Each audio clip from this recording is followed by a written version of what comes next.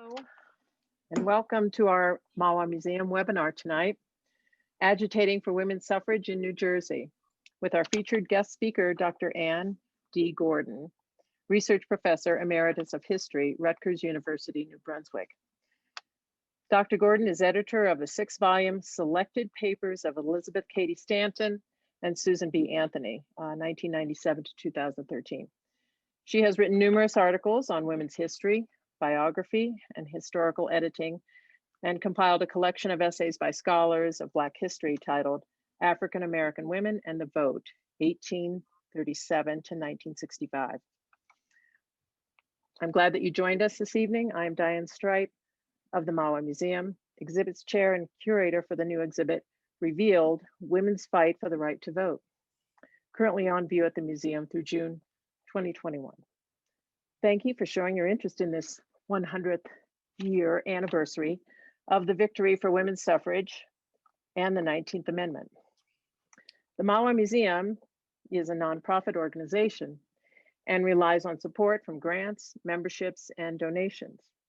This organization, 98% of which are volunteers, offers this program free of charge today, but gladly welcomes your donations.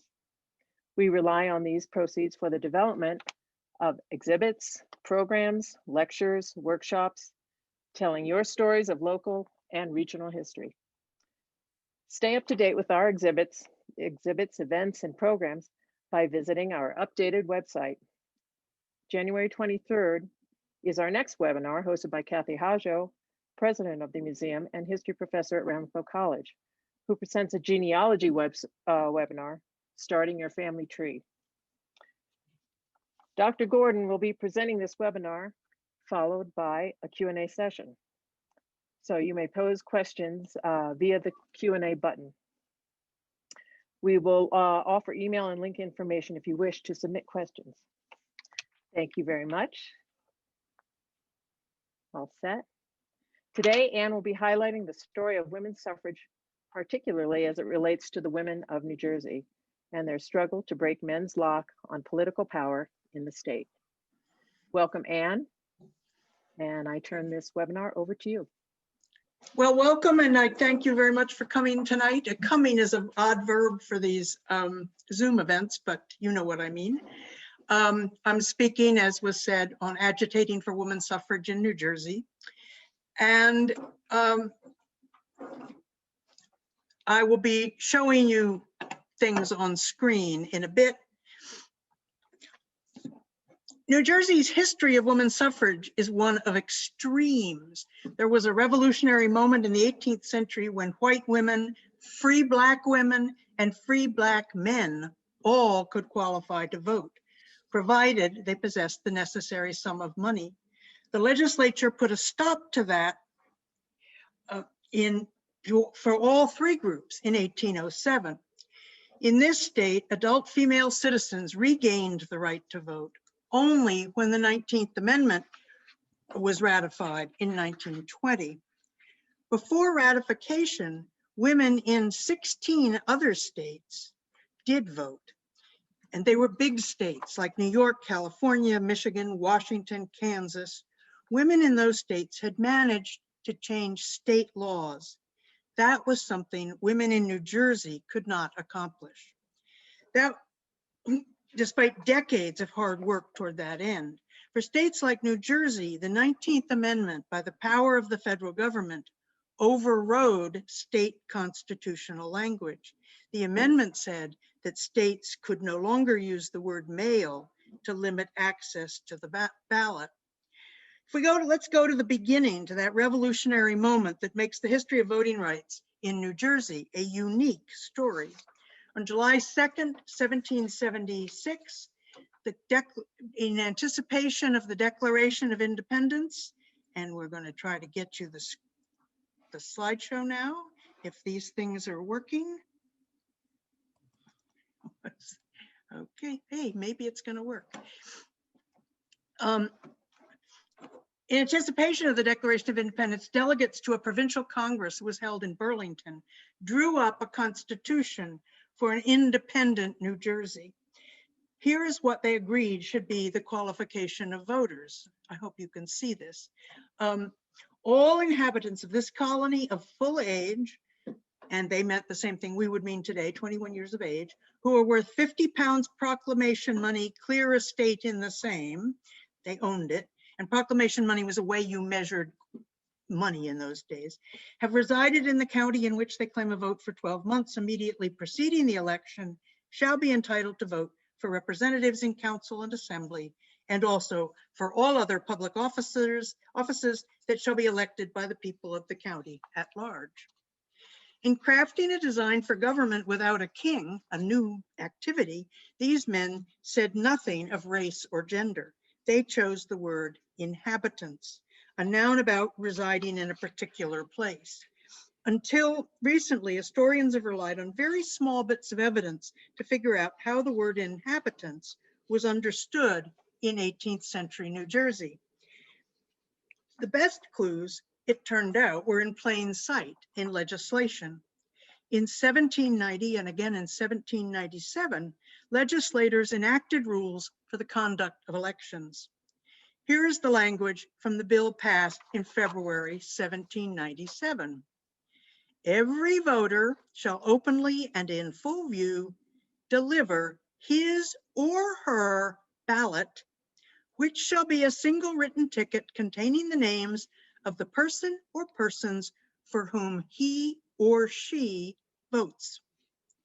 That's pretty good evidence that men recognized what had been wrought, that they resided in a state where he or she might come to the polls. Despite such evidence, it was still reasonable to ask, did women actually take advantage of this opportunity? Did women vote?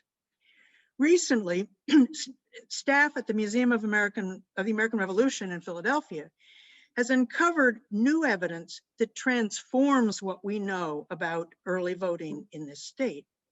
More results are to come, but already the museum has put its exhibit on this subject online, and I urge you to go take your time. If you don't want to go to Philadelphia, go see it online. Here is an example of what they are finding. In that law, moving along here, in that law of 1797, it was stated that polling places should keep a notebook divided into columns. You can see we've got 2 columns here, in which to record the names of inhabitants as they voted. This is a segment of such a page from Somerset County in 1801 with the names of women who cast ballots. Notice, as staff at the museum did, that women's names are clustered. We have a Stephen, a Peter, then we go Cady, Nellie, Mary, Elizabeth, Ruth, and we're back to John. They were not coming in marital pairs or brothers and sisters together. They were coming in groups of women. It certainly looks like women knew the potential in the word inhabitants, as did African-American men. And you may have seen the article recently, very recently in the New York Times about being able to match a name on the ballot with a person known to be an African-American man, so that we have evidence now from similar records about Black men voting too. The era of voting unrestricted by race or gender ended, as I said, in 1807 with a law passed by a majority in a room full of white men. Though the constitutional language was still there, unamended, henceforth, to be an eligible voter in New Jersey, one needed to be a citizen, a white person, and a male. Why did this happen? Answers come in a variety of ways, in many varieties. Here is the noted suffragist Lucy Stone, while a state resident, was addressing a legislative hearing in 1867 about she wanted to restore the vote to women and African-American men. And she offered a rude explanation as to how this all happened. The later settlers of New Jersey were far inferior to the original Quakers and Puritan elements which controlled the Constitutional Convention of 1776. Or as her husband, Henry Blackwell, put it a decade later, New Jersey, quote, was overwhelmed by an ignorant immigration from continental Europe. A more temperate explanation offered by a number of scholars points to our national history of changing the boundaries of who's in and who's out when it comes to voting rights. And this New Jersey story is, and I quote the late historian from Rutgers, Newark, Jan Lewis, quote, part of the process by which Americans defined the boundaries of their political community in the decades immediately after the revolution, unquote. But it would be a mistake, I think, to overlook the specific conviction that women simply did not belong at the polls. The Federalist William Griffith, a staunch opponent of the Constitution of 1776 for many reasons, wanted a smaller, a whiter, and a male electorate. Writing under his pseudonym, this is his pseudonym and I can't pronounce it, he wrote, "To my mind, it is evident that women generally are neither by nature, nor habit, nor education, nor by their necessary condition in society, fitted to perform with credit to themselves or advantage to the public this duty." In other words, in 1807, patriarchy and white patriarchy had its day. No uprising of the women occurred when men changed the rules in 1807. No protests, petitions, or court challenges have been found. There are hints in the historical record that in some parts of the state, women may have continued to vote, at least on occasion. Perhaps that was a protest of sorts. But lack of evidence about an uprising must not be mistaken for amnesia or erasure. This history of women voting did not down. I learned about these years while editing papers of 19th century activists in the suffrage movement. If you edit historical records, you are, in a sense, at the mercy of your principals. Elizabeth Cady Stanton brings up the subject of New Jersey's women who once voted and then lost the vote, and you have an assignment. What on earth is she talking about? So I came at the subject of New Jersey's utopian moment through people's memories of it, histories of it, and political uses of it. New Jersey's early experiment with Republican government lived on as historical memory of some significance into the 20th century. People had memories. People kept talking. If your mother voted and then lost that chance, it's likely you grew up knowing that history. We can conjecture, we have enough hints to do so, that the generation of disfranchised women talked about that golden age to younger women, and that younger women was the generation that built a national movement for women's rights. Knowledge of the history influenced the mission and tactics of New Jersey's suffrage movement. It informed a political culture among activist women. There is printed evidence of such oral transmission as I've speculated about that we can refer to. The Reverend Antoinette, whoops, there's so many black bands and buttons on the screen. Okay. The Reverend Antoinette Blackwell, a New Jersey resident, told an audience in the 1870s, "I have neighbors whose mothers and grandmothers voted and who are beginning to recall the fact with pride and satisfaction." Julia Ward Howe of Battle Hymn of the Republic fame, born in 1819, recalled in a speech when in her 50s that as a child in New York City, she knew about New Jersey's voting women. Considering, so that would be the 1820s into the early 30s, let's say. Considering that her father was a prominent banker with ties to the region's best families, it is likely that among her parents' friends were disenfranchised voters of New Jersey. Lucy Stone, who moved to New Jersey in the 1850s, recalled an elderly acquaintance in East Orange, a Mr. Cyrus Jones, born, she said, in 1770. He says, she told an audience, that old maids, widows, and unmarried women very frequently voted, but married women very seldom. That the right was recognized and very little said or thought about it anyway. Such oral traditions can be powerful things.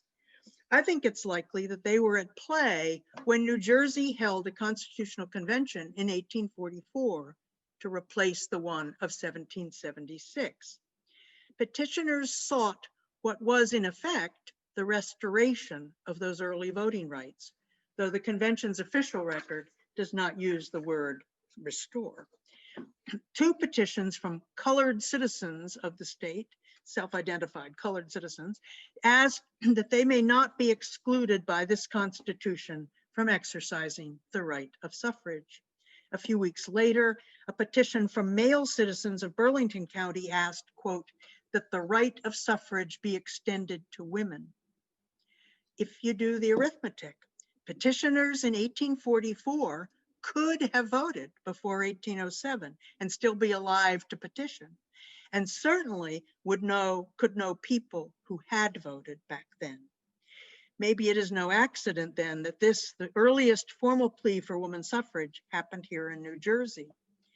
The petitions were all of them tabled without discussion, and the Constitution of 1844 emerging from the convention enshrined the language of the law of 1807. New Jersey would continue to be ruled by a minority government of white male citizens. And it was a minority, apparently, if you added up everybody. Before long, this history was making its way into the political culture of the rising movement for women's rights. It's possible actually to hear through a newspaper report an occasion when it was broadcast to the movement at large in 1853 to thousands of people gathered together in New York's Broadway tabernacle for a state women's rights convention. And why is this? There we go. I just want you to see, don't lest you think that, we're talking about basement of churches. This is not the meeting I'm talking about, but this is a secular meeting in that building in the 1850s. So you get an idea of where and the newspaper said it was full. That'd be 2,500 people. The Unitarian Reverend John Pierpont of Massachusetts made his first appearance at any women's rights gathering there at the Broadway Tabernacle, and being quite proud of himself, told the multitude a story about his conversion to the cause. He had been passing through New Jersey some 40 years ago, he said, and stopping for dinner at an inn where the coach stopped, I saw at the bar when I went to pay a list of the voters of the town stuck up. My eye ran over it, and I read to my astonishment the names of several women. What, I said, do women vote here? Certainly, was the answer, when they have real estate. Pierpont's details are off. 1853 minus 40 years ago would be 1813, after women lost the vote. And it wasn't real estate that the women needed, just cash money or its equivalent. But he recovered and reframed for this audience an important piece of history relevant to their new mission to get equal rights for women. A memory of women voting in this state gained power in proportion to the growth of that women's rights movement. And the memory itself eventually met opposition. An early historical count was delivered to members of the New Jersey Historical Society in January 1858 by its corresponding secretary, William Whitehead. Whitehead told his audience that he could find no evidence of women taking advantage of that word inhabitants, nothing to indicate that they understood the term to be inclusive. He had more. The first legislation to use the he or she language, that of 1790, produced, in his words, no cases of females voting by virtue of this more definite provision. Whitehead is so sure that women did not avail themselves of this privilege or right, he decides that the repetition of the he or she language in the legislation of 1797 is in itself evidence that women had not voted. Why, you might ask? because if women had voted before 1797, quote, the evil consequences would otherwise have become apparent and they would not have repeated those words. The first instance of female voters he acknowledges was in 1797, and it was a disgrace, he said. Women were made pawns of partisan politics and dragged to the polls, and men dressed up as women to cast multiple ballots. No woman voted again, he claimed, until 1800, he assured his listeners, when politicians again exploited women for partisan gains in that year's presidential election. It was and is perfectly clear that the precedent of women voting in New Jersey worried Mr. Whitehead. Adopting the royal we, he settled the historical question, did women vote in New Jersey?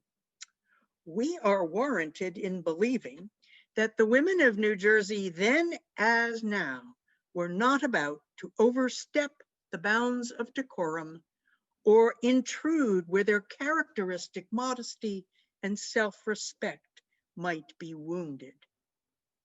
With the subject of voting rights for women gaining serious attention, with major newspapers sending reporters to cover meetings about women's rights, with women producing protest literature, pamphlets, flyers, newspapers, William Whitehead thought he should assure people that the brief moment when some women voted in New Jersey was really just an aberration.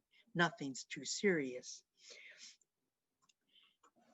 And in close to the end of his speech, and as it is very evident that when in times past the right was not only claimed but exercised in New Jersey, it never accorded with public sentiment.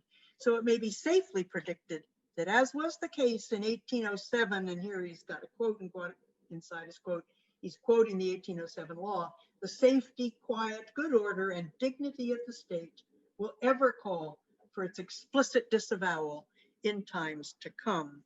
I think we can be pretty clear that Mr. Whitehead was not a good forecaster of the future, of future times. But the new agitation for women's rights was spreading much too fast for him. Leaders in the new women's rights movement were not fooled by Whitehead's angle on history, but they took advantage of his research. When Lucy Stone addressed legislators in March 1867, she mentioned Whitehead's essay and his prejudices, but she rejected his conclusion. And we can go forward. We have had this right, she told the legislators. We have exercised it. It has been unjustly and illegally taken away without our consent, without us being allowed to say a word in our own defense. She does that in 67. Editors of the History of Women's Suffrage, Volume 1, published in 1881, chose to include Whitehead's essay in its entirety and gave equal space to detailing its flaws. The New Jersey story was becoming a part of how women suffragists understood their mission and its obstacles. Here is one of the state's outstanding activists, Cornelia Collins Hussey, in a report to the American Woman Suffrage Association in 1875. The history, it seems that Mrs. Hussey believes, has become the identity of the state's activists. Women once voted in New Jersey, but heedless of her high privilege, it was wrested from her, and man assumed the governing power as the true prerogative of his sex. Thus, in our state, a system of class legislation superseded a truly Republican form of government. Never make assumptions about who's behind those lace pictures from the 19th century. Those were some strong words. Within the state, the history shaped strategy. The memory of their lost Republican government influenced how New Jersey's suffragists stated their purpose. Here are some phrases from just one memorial to the legislature, adopted by the State Suffrage Society in 1871. White male in the Constitution is, among other things, they say, quote, contrary to the precedent established by the founders of political liberty in New Jersey. They go on to say the Act of 1807 was a, quote, despotic ordinance. And when these restrictions were incorporated into the Constitution of 1844, it, quote, was plainly an act of usurpation and injustice and a flagrant wrong. And in conclusion, they wrote, remember, this is the State Suffrage Association talking, it is evident in every reasonable mind that these unjustly disfranchised citizens should be reinstated in the right of suffrage. By amending the Constitution, what they call political liberty could be restored to all inhabitants. This was language that recurred in countless petitions and speeches and conversations for decades. In 1895, the state's top activists were in Plainfield to help women launch the Union County Woman Suffrage Association. In the room where old hands and newcomers mingled, the Reverend Antoinette Blackwell, now age 70, made certain that the new activists just coming into the movement understood the unique context of this work in New Jersey, that here women needed, in her words, to work for its restoration. Blackwell is initiating the newcomers. You have to understand this or you can't be a good New Jersey suffragist, in effect, she's saying. This habit of mind and this view of history reached a dramatic climax early in the 20th century in an attempt, quite literally, to restore women's suffrage by challenging how it was taken away. On October 31st, 1911, Harriet Carpenter, a resident and property owner in Passaic Township, asked to be registered to vote. Officials at the Board of Registry and Elections refused her because she was a woman. She insisted that her request and their refusal be made a part of their official record, and they complied. Carpenter knew she needed documentation of their refusal because hers was a purposeful act designed by attorney Mary Philbrook, who you see here, to set up a test case in the state courts. Philbrook filed for a writ of mandamus from the state Supreme Court. That is, she asked the court to order the officials to perform their jobs and register Carpenter. And with that, the case of Carpenter v. Cornish began, Cornish being the lead name of all the men who had refused to register Carpenter. Philbrook was the first female admitted to the New Jersey bar, and she had fought to get there. Denied access to the bar exam in 1894 because women couldn't take it, she turned to the State Suffrage Association for help, and together they pushed through a law the next year that permitted women to take the exam. You won't be surprised, she aced it. For this fight, Philbrook took all the history and memory and passion of the suffragists who had led the way and poured them into her brief and appeal.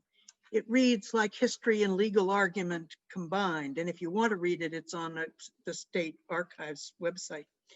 In reply, the highest courts in the state wrote a new history of what occurred between 1776 and 1807. Philbrook's was a simple argument that cleared away a lot of clutter. Everyone agreed that officials in Passaic acted under terms of the state's Constitution of 1844 that limited voting to white male citizens. Philbrook chose to argue that that Constitution was invalid. Here's why. At the time of drafting the 1844 text, the ruling Constitution was still that of 1776. The rules of 1776, she argued, should have established who voted for delegates to the Constitutional Convention and who voted on whether to ratify what they wrote. Philbrook took the argument to a new place. Not only did the state unconstitutionally deprive inhabitants of the vote in 1807 by statute, it compounded the illegality by framing a new constitution without proper reference to the previous constitution. Got it?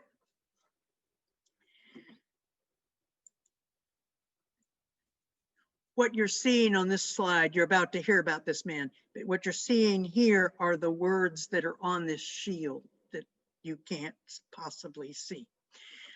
Justice Samuel Kalish, a Democrat appointed to the Supreme Court of New Jersey by Governor Woodrow Wilson, wrote the court's opinion delivered in April 1912. He laid down a new history of voting rights in New Jersey. The premises upon which this argument rests, he wrote, are inaccurate and fallacious.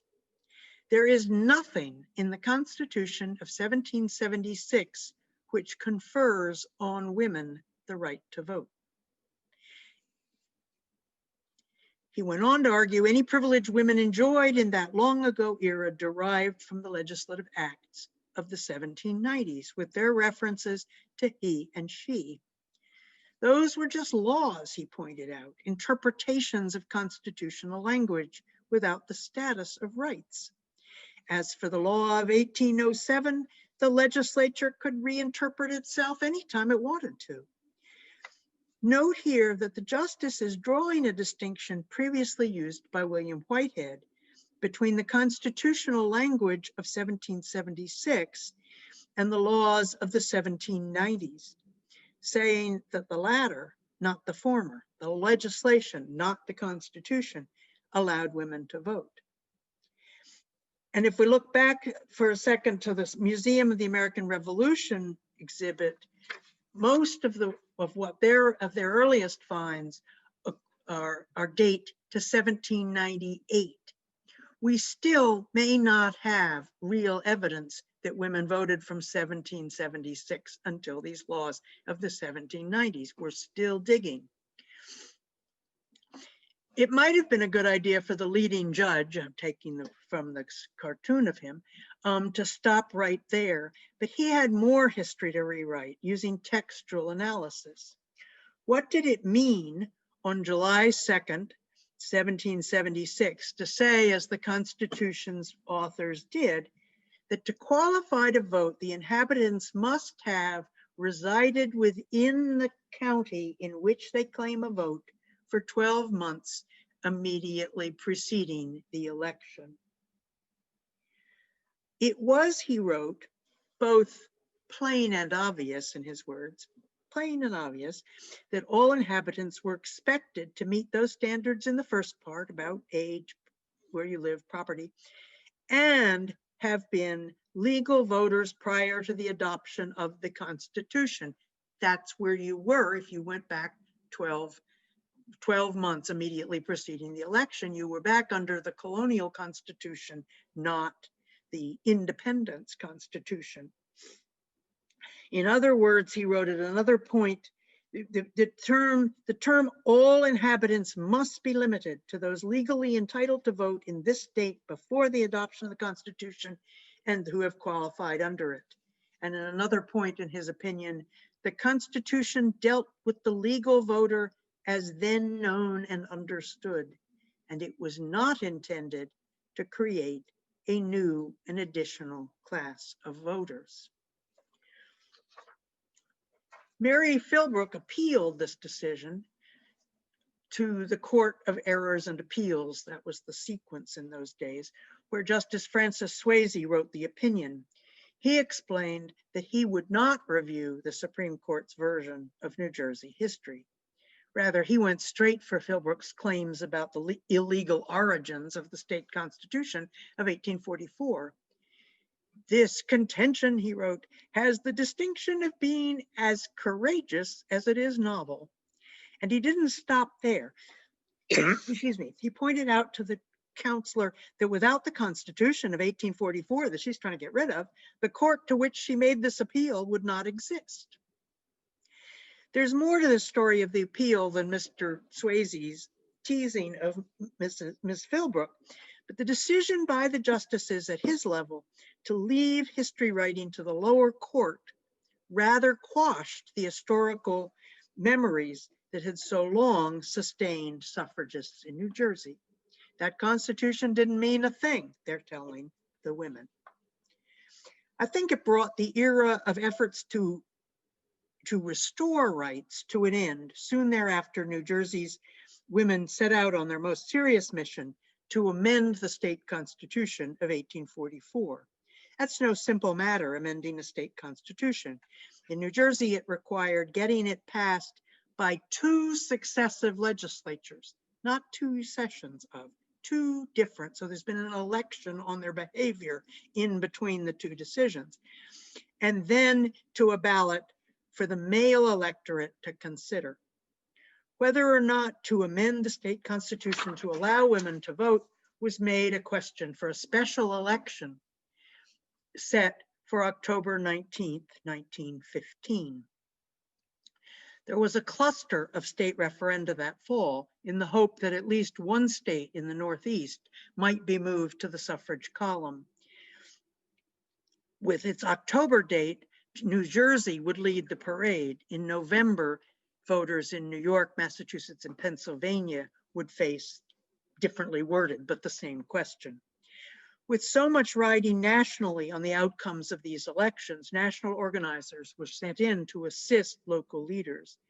And New Jersey's activists led an intense mobilization with rallies and speaking tours, anything to educate male voters and to demonstrate that women wanted this change. In the campaign of 1915, we can see in the evidence that Black and white women collaborated at least some of the time. This is Mrs. Blanche Harris of Newark, who seems to have been involved in everything. She was involved in the Progressive Party, the Republican Party, the National Women's Party. Taking one example from the Bridgewater Courier News of September 27th, so we're getting close to the election day, 1915, they announced a big suffrage rally will be held this evening at 8:30. They went on to say who's speaking.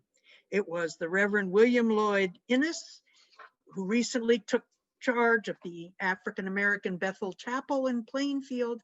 It was Mrs. Blanche Harris, identified as president of the colored branch of the Women's Political Union in Newark, who had, quote, won many converts in Newark by her eloquence. And the other speaker named was a white Democratic politician from Bridgewater.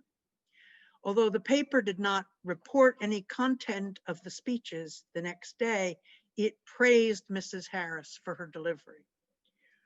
On election day, and this is just one of countless meetings all over the country, on election day, President Wilson traveled to New Jersey to cast his vote in Princeton. Women escorted him to his polling place. It was a grand display. Statewide, women suffered a massive loss. This is actually below the final count because this is the New York Times the day after the election and they didn't have all the results in yet. So it was actually worse than that. Statewide, only 42% of the total votes cast assented to the change. And in only one county did a majority say yes to women's voting, Ocean County. And nobody can explain why. One of the nice things, Mrs. Galt, his fiance, while he's up in Princeton voting, she announces to the press in Washington, D.C. that she's an anti-suffragist. But he had announced that he would vote yes in this state election.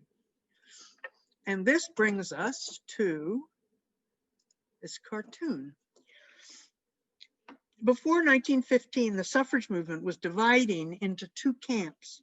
Those who would continue to try to change state laws, one state at a time, and those who favored a federal amendment, which was thought to be more secure and also more efficient.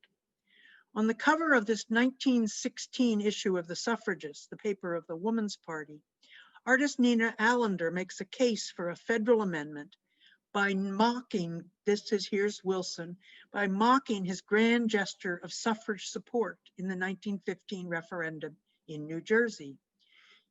He's circling them, they're okay.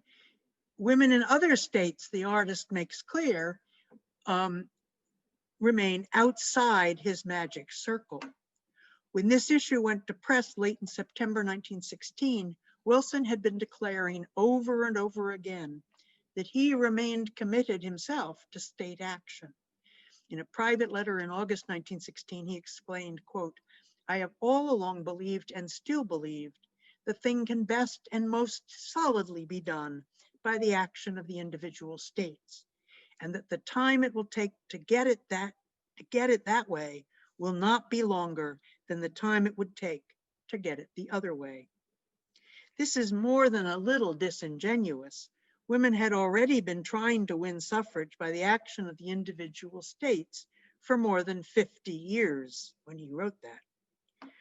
Wilson did eventually change his mind, or at least his tactics.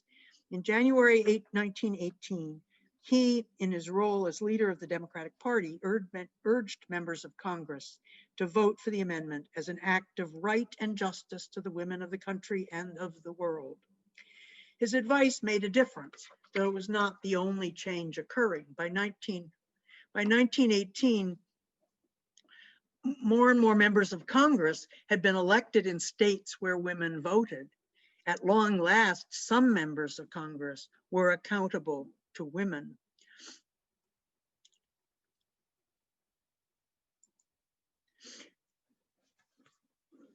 These are the two women responsible for getting the 19th Amendment ratified by the legislature in this state.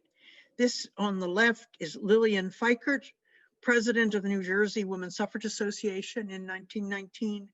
And over on the left, on the right, did I mix them up again? The Reverend Florence Randolph, president of New Jersey Federation of Colored Women's Clubs. They formed a committee for ratification that tried to unite all the women's groups in the state to work. It was an election year. They were working the campaigns of the different legislative members, holding the same kinds of rallies and so forth that they would have been holding in earlier stages of their movement. When the required number of states, and New Jersey did ratify, when the required number of states approved the measure in August 1920, this language was added to the federal constitution. No longer could the word male in New Jersey's constitution exclude women from the polls, though this state left the word male sitting there in the Constitution until 1947. Those guys were not going to lose easily. They were resisting till the very end in a tight race to see if they could stop this amendment. And with that, I say thank you.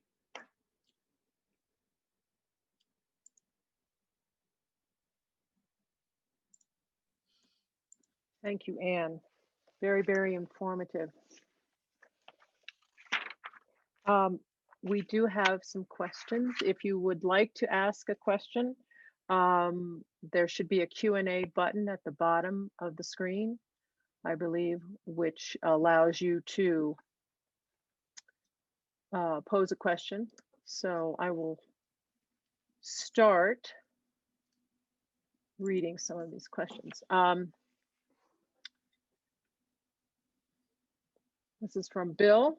What would be today's equivalent of 50 pounds proclamation money? I don't know the answer to that. And I actually put in some time and wrote to some other historians to even find out what would be the equivalent at the time. What did, what did that buy you a cow, or did that buy, something that you could see what that would be worth? It was understood, but not with those kinds of real measures, that it was a particularly liberal way to do things, because the usual way to limit voting had been property, land, and you had to have the property. This was not that. You could have, I'm assuming that you could have done this, excuse me, with you inherited your grandmother's silver, that maybe that could be evaluated somehow.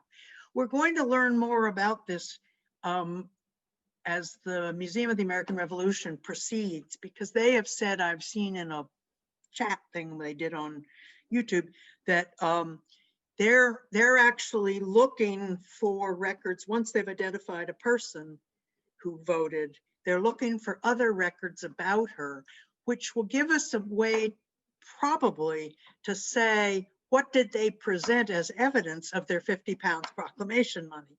And that may help us figure this out. But at this moment, even though it's an obvious question, is it a pig, a cow, a house? It's hard to know. Thank you. Next question from Eileen. Why did single women vote but not married ones?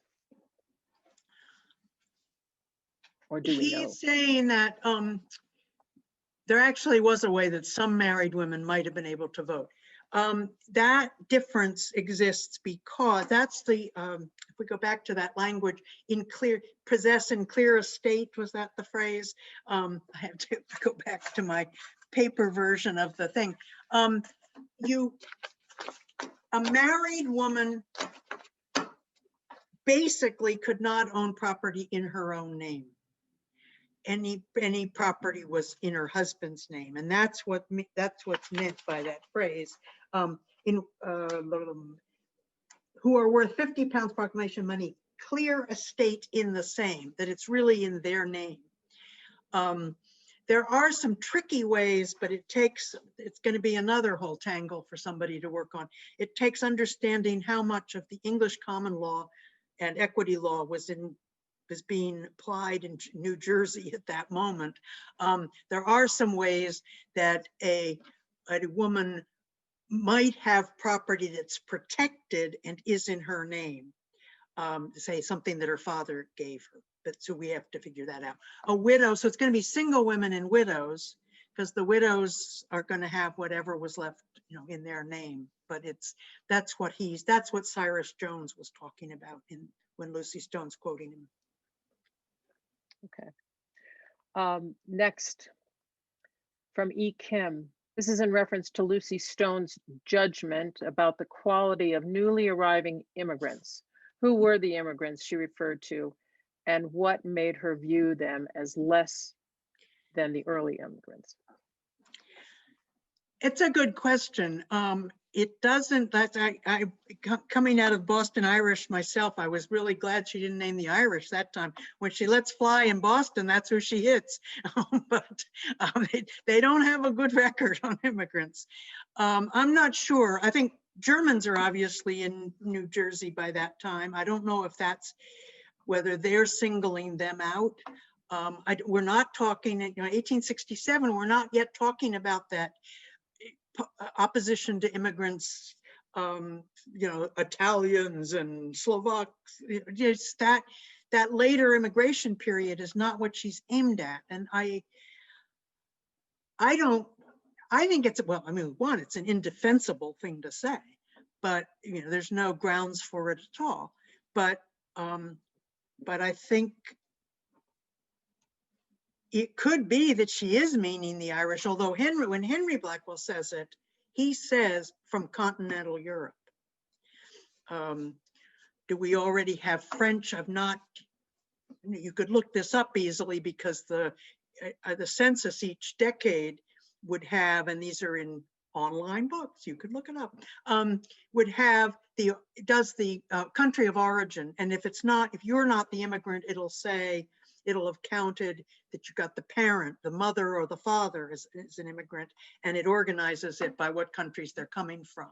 So you could take it for 1820, 1830, and see the change that's happening. Okay, thank you. This from Gordon. What arguments were made against extending suffrage to women? Were there any arguments? Were any of them theological, or as a social psychologist, I'm particularly interested in how the arguments stereotyped women. And thank you for your scholarship, he says, Professor Gordon. Why, thank you. Well, I think that if we go back to Mr. William Griffith, I mean, that's kind of like the classic, he walks into, an historical track. People went on saying, here, I have found it again, go on saying the kinds of things he says when he opposes this. It is evident they're neither by nature, nor habit, nor education, nor by their necessary condition in society.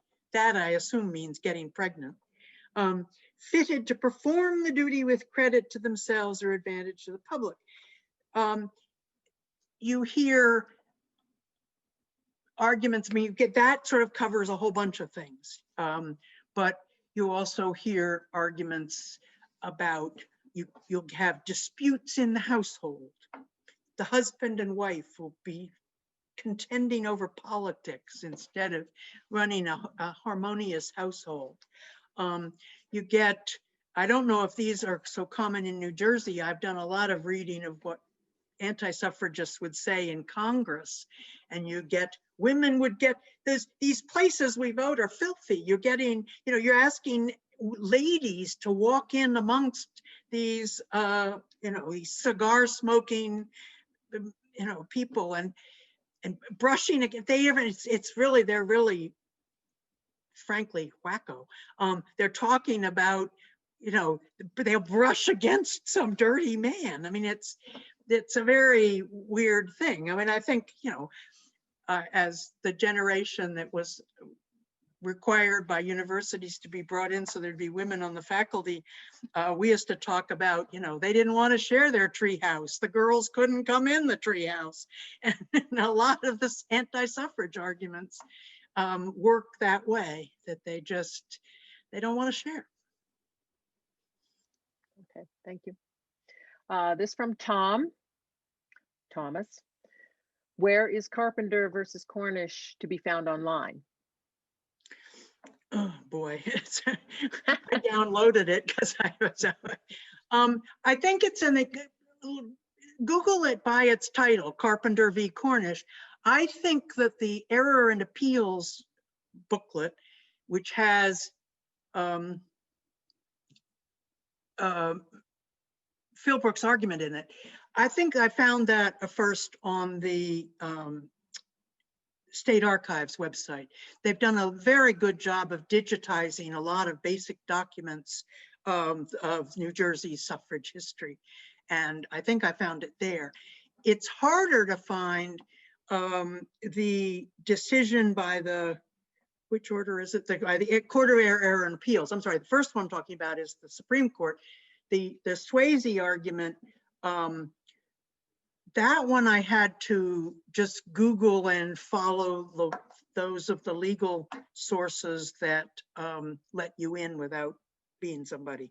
But I found a free, case law thing that allowed me to read that second opinion, where he's much more talking about the Constitution of 1844 than he is talking about this history. The history part is mostly in that Supreme Court first decision. Okay. Tom has another question. What was William Whitehead's profession and business connection, if any? Oh dear, I've forgotten to track that down, although I did one time track that down, but I forgot to remind myself for this one. There's quite a bit about him online. I mean, one thing it should be said, and maybe people should look at it someday and think about this, but he is credited with a great deal of important work on preserving New Jersey history. He understood about historical records. He made, he got things published. He, was important to the growth of the New Jersey Historical Society, I understand. And he, so there's a part of him that we all might admire with an interest in history. But, how many other prejudices come out in his work? I don't know. I'm sorry, I've forgotten what it is. He, but you can Google it. There's quite a bit about him, and he even has a fan who has created a whole website about him. So it doesn't talk much about the history, so I couldn't get answers about the history to her. Fascinating. All right, this from you, Yvonne. Was there any print media that supported suffrage that was not a publication of a women's organization? Yes, I mean, we're talking about, a period of decades and decades and decades. So, at any one moment, there could be that there's none. But yes, you get turnings happening. Philadelphia had a paper that by the 1870s was writing favorably about every meeting, editorializing good stuff. I'm not sure which paper one would turn to in New Jersey. New York definitely was sending people to meetings. When I was collecting the papers of Elizabeth Cady Stanton and Susan B. Anthony, we had terrific access to multiple reports of relatively small suffrage meetings in New York City that reporters would be there. And then you get, even before the Civil War, you're starting to get some women who are, they may not be on staff of the paper, but they'll be contributors. So they're writing up the meetings themselves. So it grows and grows and grows. The New York Times never got there, but other papers began to, depending on, partly it depends on political affiliation, but that even that shifts at different times. But it's and it depends on who's the editor. Horace Greeley starts out yes, then he gets no, and then the paper gets kind of crazy. It varies. Okay. This from Patricia. I read that slavery was abolished in 1804 in New Jersey. Did that impact the movement to disenfranchise women in 1807? I've seen people suspect that it definitely affected the decision to disenfranchise Black men and women, because there would have been the potential for a surge in Black eligible voters after slavery was abolished. And so by suddenly minding their manners and minding their P's and Q's and looking and seeing that they've got the potential to have these people voting, that could have been one motivation for the 1807. I'm not sure that it, you could then, you could argue they wanted to block the Black vote and women were the innocent victims thereof. I'm not convinced by that, but I think they wanted a narrower voting bloc. You'll notice that we still have this problem. Do we really want everybody to vote? No, not always. And it's that kind of thinking, I think, is also in it. Okay. I believe this is the last question. Nancy, from Nancy. I've read that Elizabeth Cady Stanton tried to vote in Tenafly, New Jersey, when she lived there briefly, and women in Vineland, New Jersey made their own voting box out of blueberry crates and used it to vote in protest in the late 1800s. Do you know of any other instances in which New Jersey women tried to vote or protested in some way? I don't know. Those are the main ones that I know. The Vineland women went on and did that over many years. I have been known to use the picture of that voting box that they invented in some of my talks, if I was talking about the Vineland women. They were doing just a regular protest, and they showed up. It's a wonderful story and they tell it themselves, so you get nice details from participants. But they show up, and when the men won't let them vote, they put down their own box and they show up, and the women all put their ballots in their own box. So it doesn't have any meaning in terms of electing somebody, but it's a lovely, very quiet Quaker-like protest. And they keep doing that over a lot of years. And I think the count one year that they recorded was 182 women took part, which is an astonishing number. Stanton's is, but I should say back to that, they never went and then went into courts from that procedure. They just did their routine.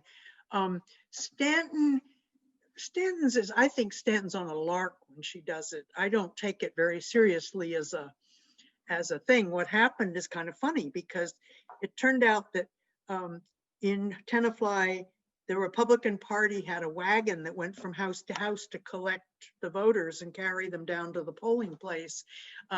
You'll notice that in the last election, some states, they made it illegal to give a ride to somebody to the polls. In the 19th century, this was okay.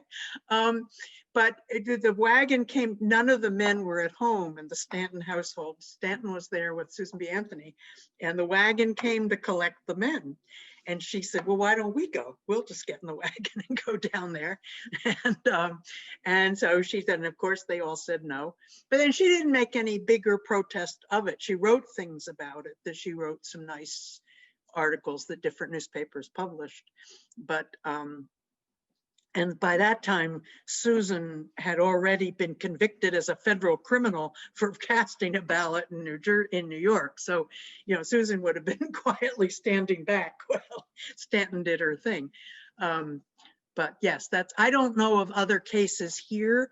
There are odd assortments of little things that happen, not as protest, but sometimes a town will be voting on a new road tax, and they'll say that the women should be able to vote. Women who are homeowners should be able to vote on this tax about the roads.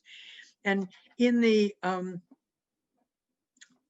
1860s and early 70s, New York newspapers were keeping track of those things. It was clear that people had their eye on these little, you'd see a tiny little article about how women had gotten to vote on a sewer, or women had gotten, and a lot of those were in townships in New Jersey.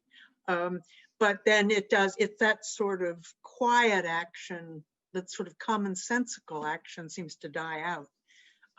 There are, in other states, there are protest votes, sometimes great big ones, but I don't know of others in New Jersey. Maybe we'll find some.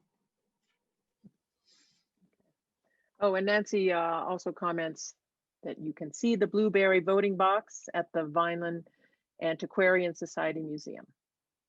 So, okay. in case you're interested. That's where the picture I use came from.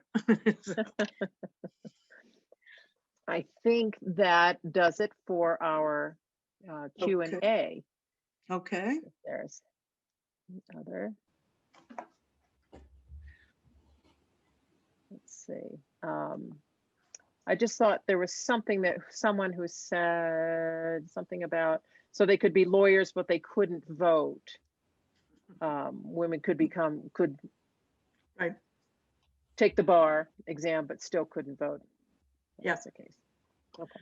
Yeah, New Jersey's a little late, actually a little late on that compared to other places. By 1895, when she gets admitted to the bar, women have already won a fight to get accepted to the U.S. Supreme Court bar. I mean, that took an act of Congress to get that done. But you know, that precedes New Jersey letting women vote, just practice law and just in the state. Let's see. One more comment from Tom again. I have an impression that women were permitted to vote in the school district elections. Is that correct? Oh boy, we could be here till tomorrow. New Jersey may hold the record for how many times you can take away votes from women and get away with it.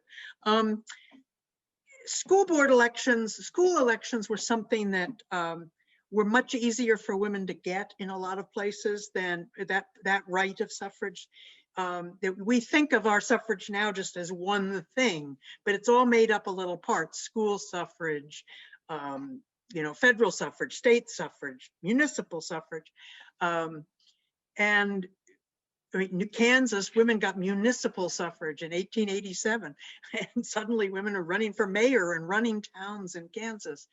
But in New Jersey, they got a law passed in the legislature to make school suffrage possible, except it was limited. And this was, I don't know where this comes from originally, because it's common in other states as well. They could only do this at what were called in the law school meetings. So if you were in a city where all the school questions, budget, superintendent, things like this, they were actually called trustees to run public schools then. If you were in a city, all those things were done at a polling place in what we would recognize as the school elections today.